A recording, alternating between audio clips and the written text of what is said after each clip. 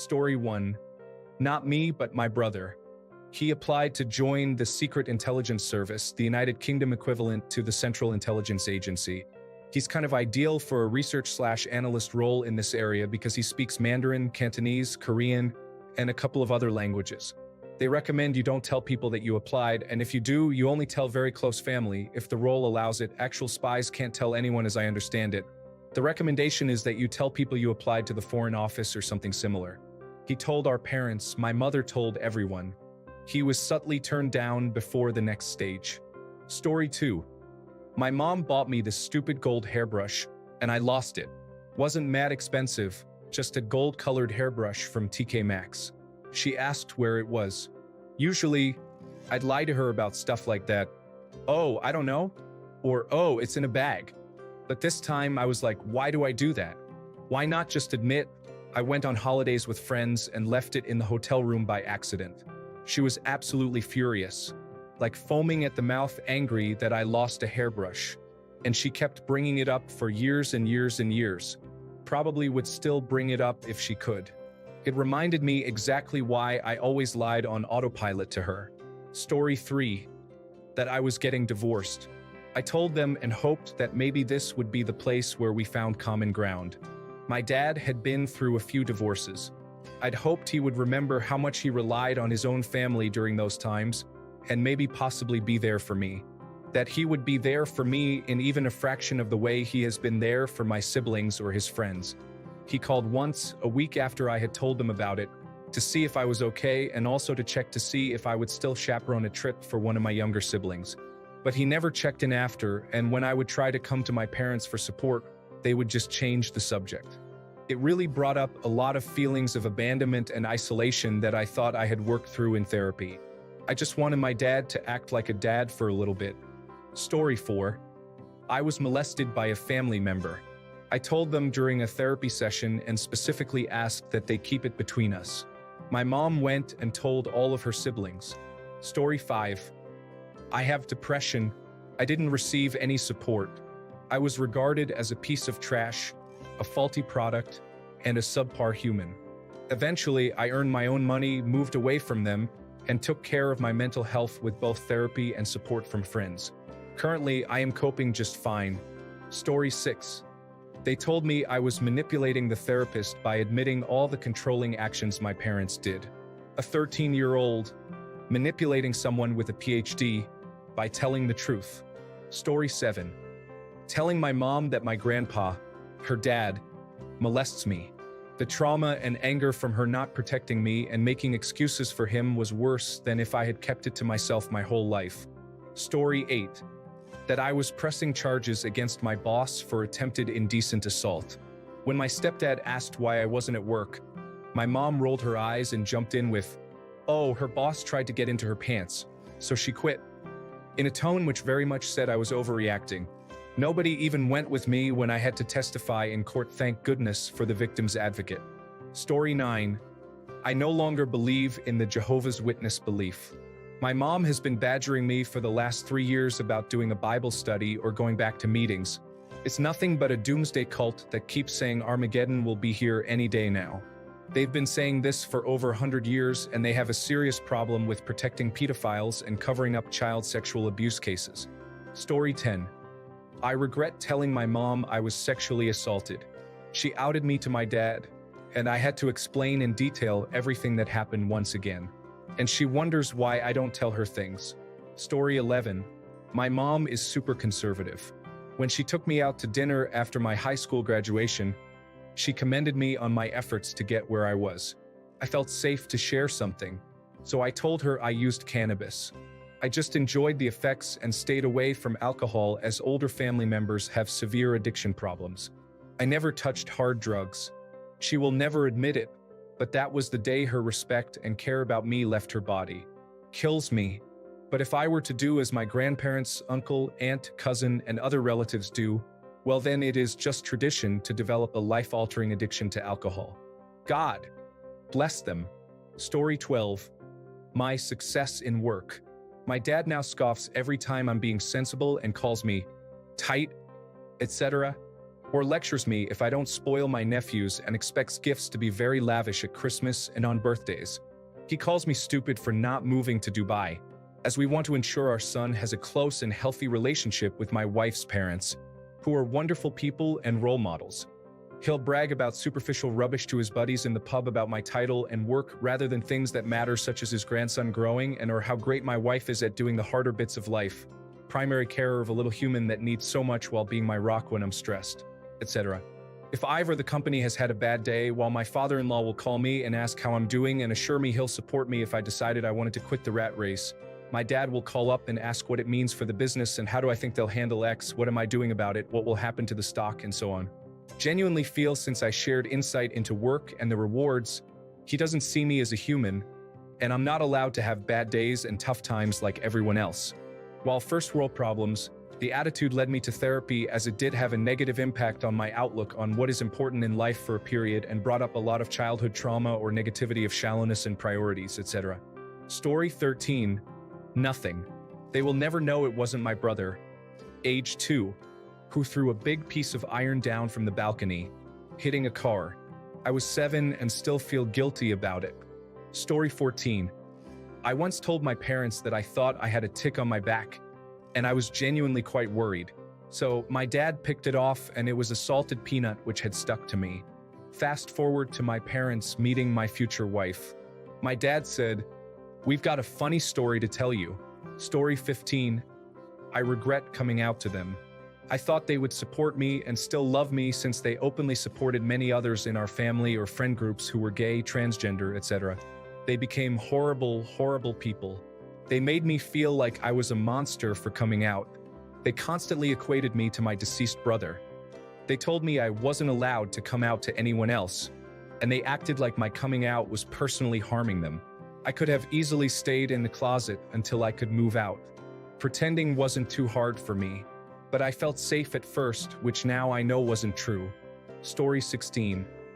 I smoke weed, not because she's disappointed, but because now she tries to bum some off me almost every day. Then she gets mad when I tell her no because it's expensive where I live. Story 17. That I was dating a dominatrix. My mother fat-shamed my college girlfriend, and so I never told her about my dating life after that. In my mid-20s, she was concerned that I never talked about dating and pressured me to use dating sites because she didn't want me to be single forever. I told her I didn't need that because I had a partner. Of course, she asked 100 questions. When she asked, "What does she do?" I told her, "She beats and humiliates men. But not me. She doesn't bring work home with her." She was not pleased. This started a cascade of events leading to her calling my dad, whom she hated, to beg him to talk me out of the relationship. He knew the girl. He did not know her profession. The girl was also displeased when I told her what happened because now my dad knew what she did. Story 18. I told my dad when I was around 15 years old that I was self-harming because my emotions were too much. I was dealing with depression and it turned out I was having meltdowns due to autism. I got diagnosed at 27. Took so much courage to admit it because I needed help. He told me that I was doing it for attention and if I was genuinely hurting, I wouldn't have told anyone. Still hurt 15 years later. Story 19. Gosh, nothing. My folks were endlessly supportive. I could tell them anything. I miss my dad's pep talks and my mom's fierce loyalty. I wish more people could have had parents like mine. They weren't perfect, but man, did they give perfection a shot. Story 20. I regret telling the woman that raised me about what happened with my boyfriend. That man was married. I did not know the whole time. I went to stay over the first time and realized the wife's things in the closet when it was morning. He invited me over when he was drinking, so he didn't realize you may not want to invite the affair partner over. I felt ill when I realized. Came home and she was visiting, and literally just 30 minutes after I found out that the man I absolutely adore was just using me, I told her wanting some comfort because I felt like I was going to shatter. And she huffed and said it was obvious. It wasn't, though. He met my biological mother, my family, and I met some of his cousins and his friends. I probably looked so stupid to them. We were always busy. I had 2 full-time jobs in school, so I never had time to drive 45 minutes to his place. He would come to visit me, I guess his wife was out of town. I found out I was pregnant a month later. Cherry on top, my baby is the best thing that has ever happened to me. She was helping me change her, and she likes talking for my daughter and was saying in Spanish, "Grandma, I want a boyfriend. I want one that is tall, handsome, funny, and single. Divorced is okay, but single, not married." And it hurt so badly. She constantly makes snide remarks to me, and I hate it. She was helping me take care of my daughter, but we no longer get along. So today is her last day helping me, and I'm so happy she is going to be gone. I can't afford daycare, but I'd rather be broke, eating frozen veggies and pasta than be near her anymore. I can't take it anymore. She makes my low self-esteem worse. Story 21. I have an autoimmune disease. I've been very sickly since my early teens, but my parents were in denial and refused to pay for doctors even if I got my own transportation to the clinics. Now that I'm in my 20s and have my own insurance, I've been working with a rheumatologist and finally have an answer as to what's wrong. I still don't get any support from them, but now my email inbox is full of nonsense about how eating blueberries is going to fix me. Story 22. When I was 12, I passed a note to my mom describing severe depression and suicidal tendencies. The initial reaction was helpful, and then it was a disaster. You'll have to tell a therapist everything, and they'll be judging you, and they will think you're crazy, and they won't even really be able to help you. So, if you promise me you won't hurt yourself, you won't have to go. I remember a bizarre experience where I was comforting her and was made to feel guilty for putting her through that. She snooped through my journals and saw the depression in action. She was more angry that I wrote bad things about her. Unsurprisingly, I went on to have many more years of bad depression. Story 23. I stopped being a Christian when I was a teenager. My dad, who was very devout, made my life extremely difficult and treated me as if I were worthless, despite me being a generally well-behaved kid. I did not use drugs, engage in relationships, become pregnant, smoke, drink, steal, use harsh language towards adults, or get into fights or anything similar. But that's how little it took for him to turn against me. I should have just kept my mouth shut instead of trusting him. Edit words. Story 24. Had a miscarriage. Somehow, she made it all about her and her missing grandchild. I didn't tell her I had already started planning a termination when it happened. Story 25. When I started my business, my two mentors told me to be quiet and never share my business with anyone. They never even told their mother. Family is the one to babble. Family is the one to brag. Family is the one to leak secrets. I kept my business a secret for 8 months, but my success literally peaked overnight. I went from $200 a day to $3,000 a day, actually overnight. Then the success continued, where I was doing $100,000 a month. I had no choice but to get my family's help. I regret telling them about the business, the overnight success, and getting their help. They really were the ones to spread the gossip while I kept quiet for years. It got so bad. Entire neighborhoods knew about my success, and I had strangers walk up to me like, "Hey, you run that business, right? Are you hiring? Unbelievable. I like secrecy. I like privacy. I don't want to get stalked by strangers. I don't want to die. My family still does not understand this." Story 26. I told my mom I was struggling with bulimia until I went no contact for years. Almost every time I would see her, she would ask if I quit throwing up yet. I'm not sure where I got my empathy from. Story 27. I told my parents I failed a class in college. I thought it would be better to be honest, but they've never let it go. They still bring it up sometimes, even years later. I should have just kept that to myself. Story 28.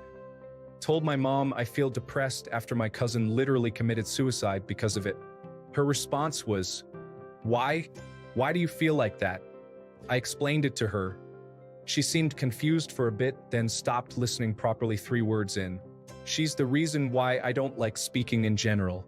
Apparently, I have an amazing speaking voice that could be used for radio or videos, but growing up with that hindered me. Story 29. I regret letting them know that I have a difficult time parenting. I was a bit of a troubled child, I guess. So all they do is make fun of me and tell me I deserve it. It was pretty pointless and only served to make me feel like trash about myself and the situation. And I still have difficulty parenting. My kid is very strong-willed, and the people who should be my biggest resource decided to mock me instead of offering advice. Story 30. Opening my mouth about finances, my mother is the drama queen of all drama queens. Zero exaggeration. She will poke and prod and make snide remarks just to do it, just to argue. I make decent money. Bills are paid. Other than that, I'm not well off by any means, but that doesn't mean I don't spend or buy stuff. Now, anytime I see my mother, usually once a week, I could be wearing shoes she's seen before that I've owned for 2 years. It's, oh, new shoes, huh? Must be making that good money. Is that a new t-shirt too? You're always in something new every time I see you. Must be nice. I never made money like that. You must be doing really well. You must have thousands saved. You should never have to ask us for anything or help. You're really well off. When in reality, I struggle from time to time and I'm not buying like she makes it seem. Gets really tiring every time though.